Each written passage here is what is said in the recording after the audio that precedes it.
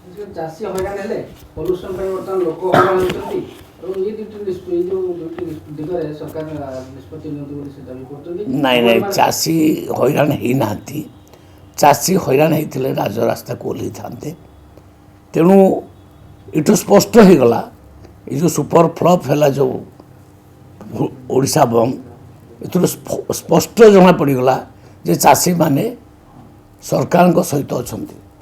ଗୋଟିଏ ବାଇ ଇଲେକ୍ସନ୍ ହେଲା ନୂଆପଡ଼ାରେ, ସେ ପ୍ରୁଭ୍ କରିଦେଲେ ଯେ ଆମେ ସରକାରଙ୍କ ସହିତ ଅଛୁ।